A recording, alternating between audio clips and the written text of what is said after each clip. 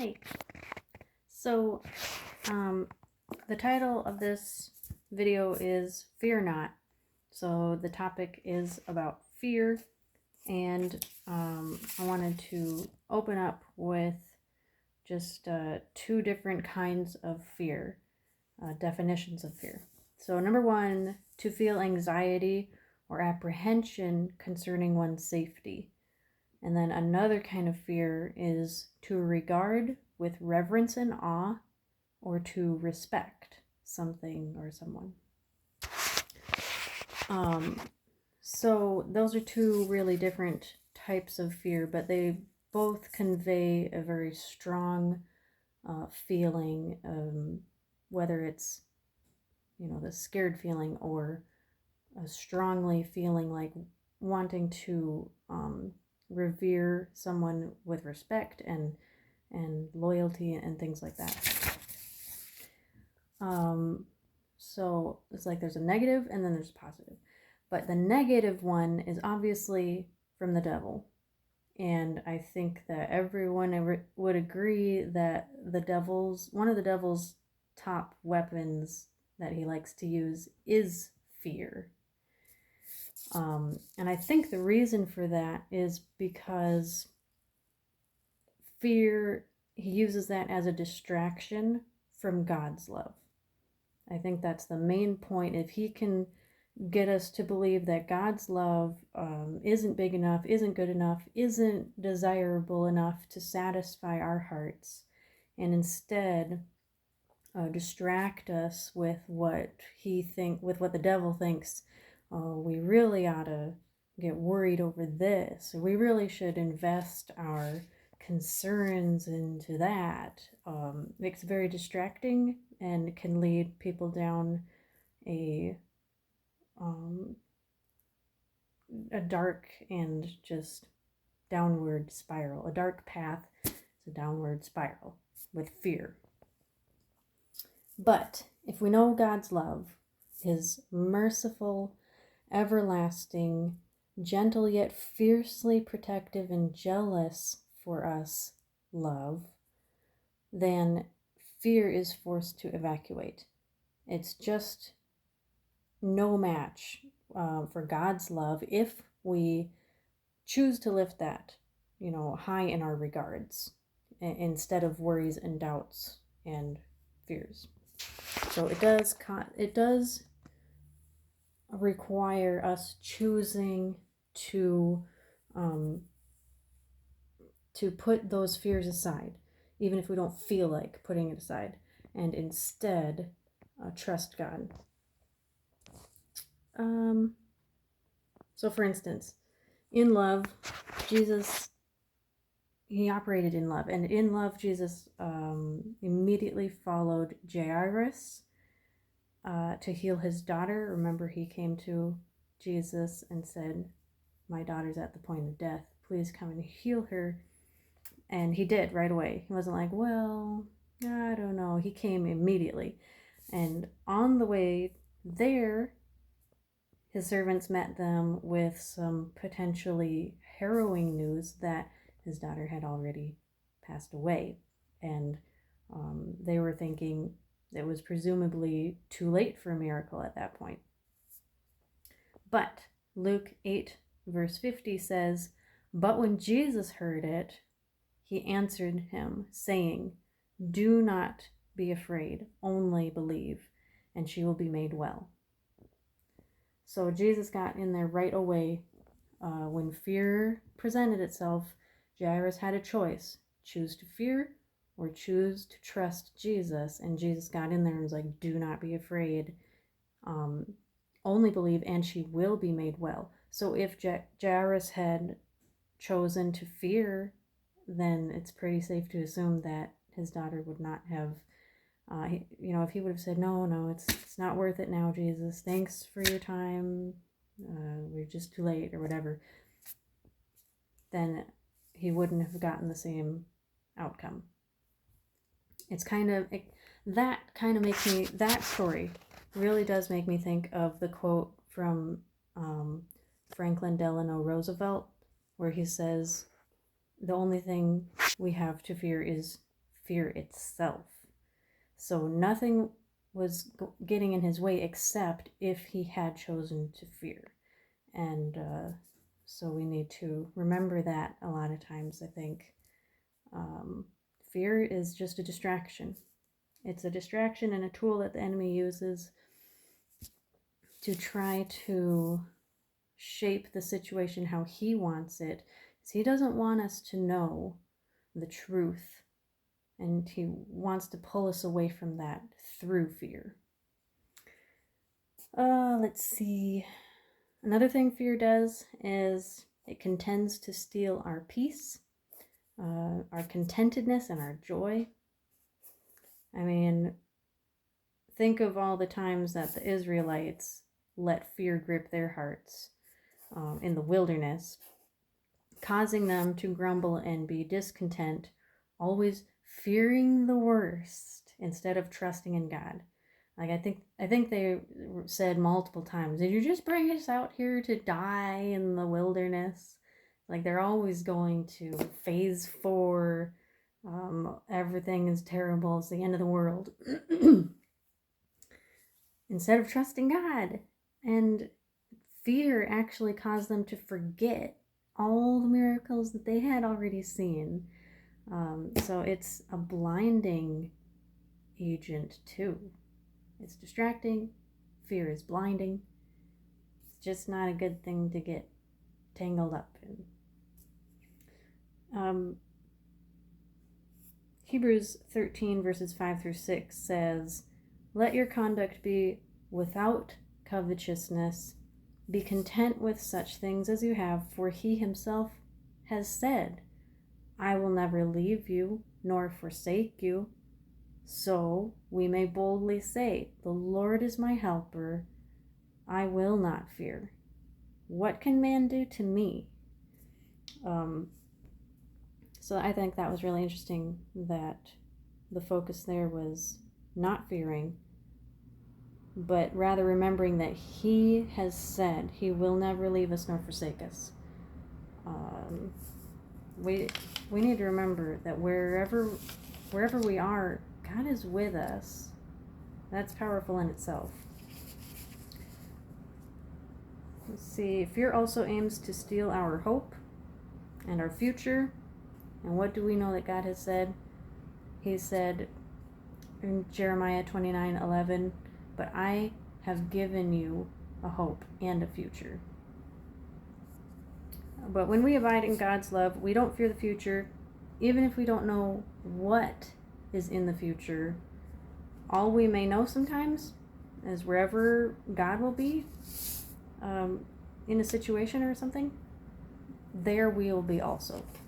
We'll be right there with him. He'll be right there with us. And that should be enough to keep fear at bay. And it's also a practice of faith, just trusting God. You're going to be with me, and wherever you are in a situation, I'll be with you. So that's the best place to be. And there's nothing to fear when you're in Christ and when he's in you.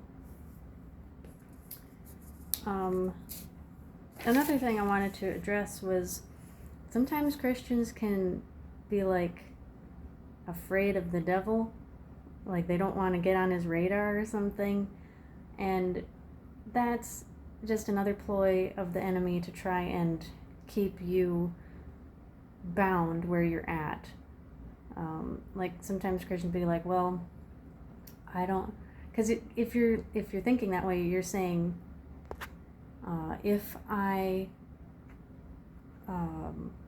obey God too much, oh man, I'm gonna get in trouble with the devil, and I just don't have time for that. I just can't have him on my back. By saying that, that's suggesting that the only thing keeping the devil from having victory over you is because you're not as big of a threat to him, and he's got bigger fish to fry. And that's he's not that powerful. He's not like this close. If you start obeying God any more than this, I'm going to be on your case. He doesn't have that power. And honestly, he already hates you and I as much as he ever will. And he's already trying everything he can try. He's always out to get people.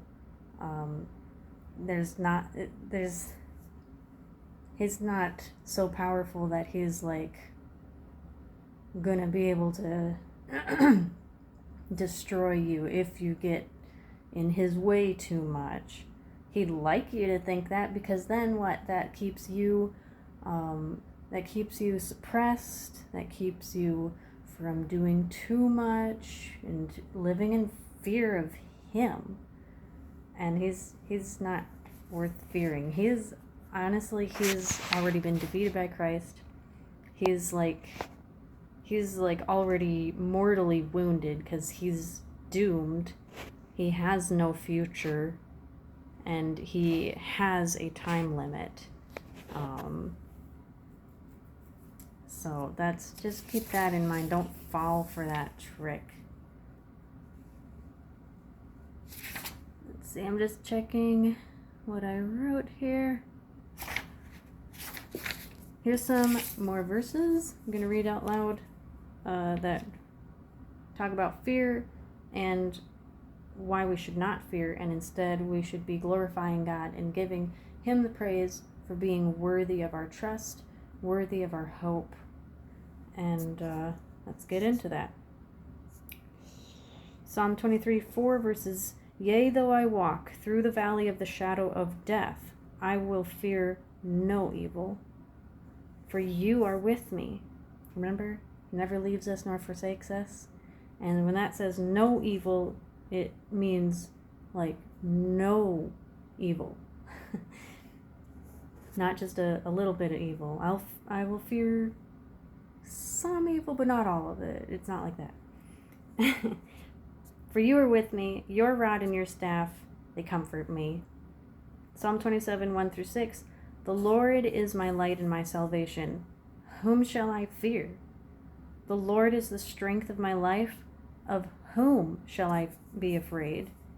When the wicked came against me to eat up my flesh, my enemies and foes, they stumbled and fell. Though an army may encamp against me, my heart shall not fear. The war may rise against me, in this will I be confident. One thing I have desired of the Lord, that will I seek, that I may dwell in the house of the Lord all the days of my life, to behold the beauty of the Lord, and to inquire in his temple. For in the time of trouble he shall hide me in his pavilion. In the secret place of his tabernacle he shall hide me. He shall set me high upon a rock. And now my head shall be lifted up above my enemies all around me. Therefore I will offer sacrifices of joy in his tabernacle. I will sing, yes, I will sing praises to the Lord." 1 Timothy 2:7, "For God has not given us a spirit of fear, but of power and of love and of a sound mind." So check your thoughts. Are they fearful? If so, it's not from God, because he's not given us a spirit of fear. 1 John 4 verses 17-19. So this is where we talk about love and fear being opposites. "Love has been perfected among us in this, that we may have boldness in the day of judgment, because as he is, so are we in this world. There is no fear in love, but perfect love casts out fear, because fear involves torment. But he who fears has not been made perfect in love. We love because he first loved us." Psalm 34 verses 1-15, "I will bless the Lord at all times. His praise shall continually be in my mouth. My soul shall make its boast in the Lord. The humble shall hear of it and be glad. O magnify the Lord with me, and let us exalt his name together. I sought the Lord, and he heard me and delivered me from all my fears." They looked to him and were radiant, and their faces were not ashamed. This poor man cried out, and the Lord heard him and saved him out of all his troubles. The angel of the Lord encamps all around those who fear him. God, those who fear God. So this is that other kind of fear where it's reverential, it's respectful, and it's actually, I would say this kind of fear is in worship and awe of God.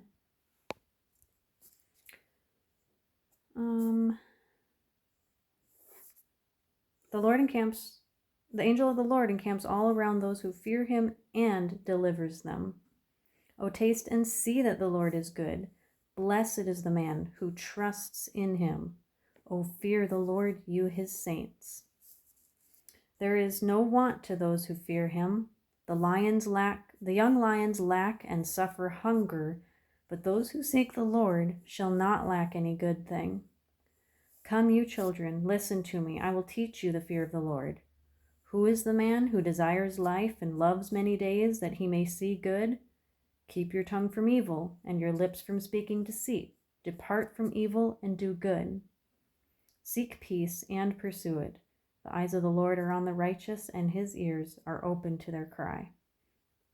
Again, that was Psalm 34, verses 1 through 15.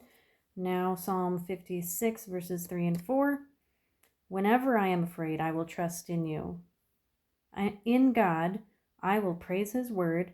In God, I have put my trust. I will not fear. What can flesh do to me? Matthew 10, verses 26 through 27. So have no fear of them, for nothing is covered that will not be revealed, or hidden that will not be known.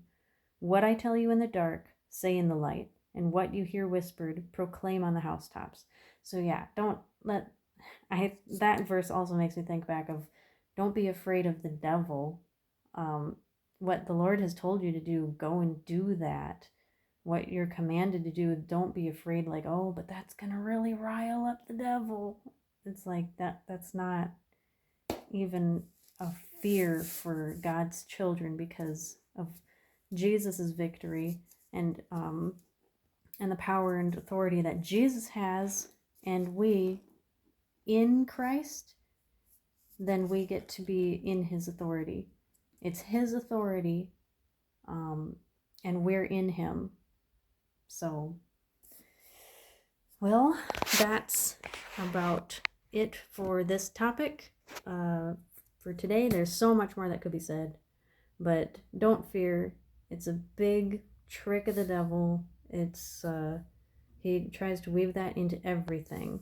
So I hope these verses encouraged you, and I would encourage you to write them down, memorize them, tell them to yourself when you're presented with a choice to fear or to trust God. So, okay.